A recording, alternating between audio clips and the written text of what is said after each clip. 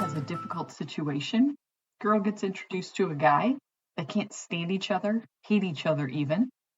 But then something happens. They form a connection, and you're thinking of a happy ending until one final secret or drama happens or some truth comes out. All is lost. But then they realize love triumphs over everything, and they're willing to forgive or walk away, leave everything no matter the cost. Then you get your happy ending. Formula, copy, paste, repeat, sell millions of copies. When Bridgerton came out on Netflix, hundreds of women muttered together, "About damn time." For those of us who have loved and read romance novels, Shonda Rhimes' series was right up our alley. And it was based on a book that many of us have probably read. Love, drama, secrets, hot young folks, dresses, dancing, scandal. Yeah, I kind of snuck in scandal there. So I got curious, as an owner of many of these modern and historical romance series, why do people love reading romance books so much? And I'm asking as someone who's read them for decades. I'm Katie O, and I'm the host of Curious Katie O, a podcast where we talk about topics I'm curious about, ask questions, and try to understand. These topics are random because so am I. And if that's your style, I'd encourage you to subscribe and share with me what you're curious about. In 2023, there were over 39 million romance books sold, a growth of 52% from the prior year. I bet the world needed a little bit of love and escapism. In fact, according to Words Rated, who publishes all things romance and statistics, the romance category is the largest of fiction books with over $1.5 billion in revenue every year. Damn, that's a lot of love. So we've established that romance is a moneymaker, no question. But what about it makes it connect with the audiences? So I'll jump into the obvious. I'll admit that it's fun to think about yourself in the role of a woman who has some rich, handsome duke who like no woman could tame, who falls helplessly in love with you and would fight whatever he's feeling and give it all up for you. And that sounds pretty good, right? It's fun because it's so far-fetched. Not the fighting part, right? Couples probably, one's not quite right for each other, fight all the time. And some people get into relationships because the drama and the fighting, something we've all done probably at one point in our lives. I'm hoping most of you have outgrown that. And I'm one of the lucky ones. I've been married, it'll be 25 years this year. We still love and like each other. And it was the best decision I ever made, but he's not a duke. So close. There are about 25 different romance categories, from like super contemporary to historical, science fiction, fantasy, new adult, young adult. When I started looking into this, some of these I've read, but the science fiction romance had me kind of intrigued. It's like love on a spaceship. I guess it could happen anywhere. It's interesting because with books, more than any other form of entertainment, I think people can get super segmented and specific to a topic or an idea that's for a specific audience, a weird configuration or combined interests that come together to create a story. It's like taking romance plus spaceships plus the planet Mars plus knitting plus horticulture plus war, and you've got a new idea for a novel. Once I get through my current stack of books, I'm totally going to check out the science fiction one just because I'm curious. Me, I default to historical romance with a bit of modern romance with magic tied in. Some duke or earl that's got a ton of money and women everywhere and doesn't actually do anything of value, but he has this heart of stone with gold underneath, right? That's how the story typically goes. Usually flawed or damaged in some way. He has women he doesn't really care about around him all the time, and he's resigned himself to the fact that he's never going to find love. The woman is usually hiding some secret and has to find a husband in a lot of these historical ones, or society is going to toss her out. Oh my goodness. That is why it's so shocking when it smacks him in the face that a woman who is 100% not what he wants or thinks is exactly what he ends up falling in love with. It's this idea of opposites attract, the oldest story in the book. The women are always wearing dresses, changing multiple times a day. There are servants everywhere. There are parties like the official kind that are boring, and I can only imagine the smell of a room of people with perfume trying to cover up the fact that they don't bathe on the regular. Or there's the illicit parties that good ladies aren't supposed to know about, but are way more fun and scandalous. Marriages are typically arranged for a woman who is ruined or perceived as ruined, and the reluctant guy steps up to save the day, and they end up falling in love. So in reality, there aren't that many, and there weren't that many dukes, and most of them were probably super old or oddly shaped. But in these books, they're the best looking, most athletic, tall, amazing. Because why not? Hello, it's like fiction. So I have to reconcile the fact that that's what these stories are with the fact that I like wearing pants, I like wearing shorts, I have a job, I went to school, I don't like big parties. And I would lose it if the most important part of my day was gossiping in a living room all afternoon about, topics with other fancy dressed people drinking tea and eating biscuits. You would find me fast asleep in the corner. And if I were to be removed from society for swearing, I'd probably last in society about 45 minutes. If I were in these books, I would be on the front page of the paper in the 1800s for being completely heathen, crazy woman. So why is historical romance a guilty pleasure of mine? It's a character so different from my life today, and I can escape into the story, which is what these books are really about. It's about escapism. One of the main reasons is your thought process behind choosing these books says a lot about you. Are you hoping to learn something? Do you have to read a book like this? Or do you have to read a lot of other books and this is a book you're choosing? Did you join a book club and you can't back out? For me, romance novels are like ice cream. It is a guilty pleasure, something that feels good, it's predictable, I totally know what I'm going to get. And in good doses, it's great. I can't have ice cream at every meal and expect to be able to be healthy. But every once in a while, your brain needs a break, a cleansing meal of drama and fun where you know that the ending is going to be happy, it's going to resolve, even if you're not sure how you're going to get there. It's why some of us can watch a series multiple times, whether it's a book series or even watch a TV series. I read a lot of work or professional books, which some days feels more like school, unless the book is really good, which is rare. Usually I get nuggets out of it, and I've got to read an entire book to get 2 or 3 ideas that might be relatable. So for me, these romance books with a predictable flow or beats to the story, it allows my brain to relax and enjoy without having to learn, absorb, remember, and try to apply the information. My husband once asked me about a book series I brought on vacation and if I had already read it. The book looked a little tattered. That's probably why he was asking. And I said I had. I didn't tell him that I probably read it about 8 or 9 times at that point. And he asked why. Good question, since he usually reads a book, usually science fiction, reads it once and adds it to his Excel spreadsheet and moves on to the next. Side note, he tracks his books and reports to me each year how many he's read from his Excel spreadsheet.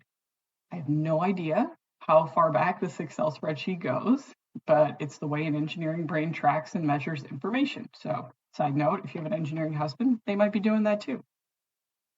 My answer to him was why I was reading it again is because I missed the characters and I wanted to see what they were up to. And in the face of it, that answer sounds kind of crazy, but it was true. I liked the characters. I liked seeing their journey. I wanted to visit them again. I always get a little something each time I read the series, some piece I missed the first time or the 8th time. I love reading books in a series, so you get to know each of the characters' story, and you get to have a longer drama play out. Seeing what the characters are up to after the final kiss, because they hop back into the next book.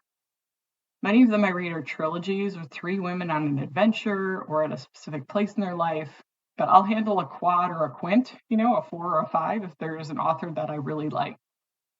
I can sit back in my chair by the pool, paperback book in hand, because I am a little old school, kick back and find myself neck deep into the story.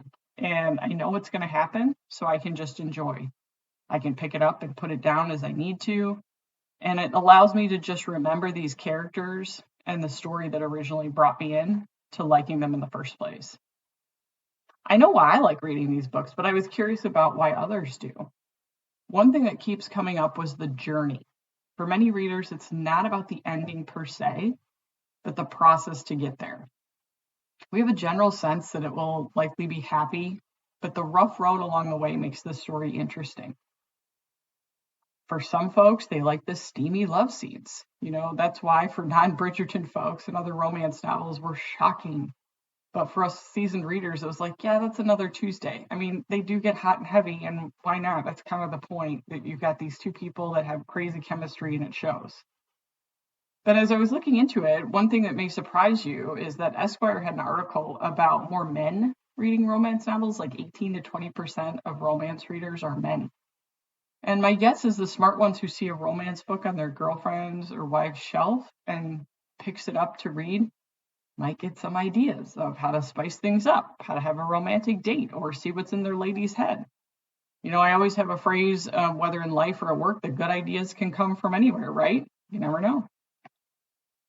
So let's start with why these seemingly unqualified women are the right ones for these handsome, usually accomplished or wealthy men, right? Like, let's dig into how this happens.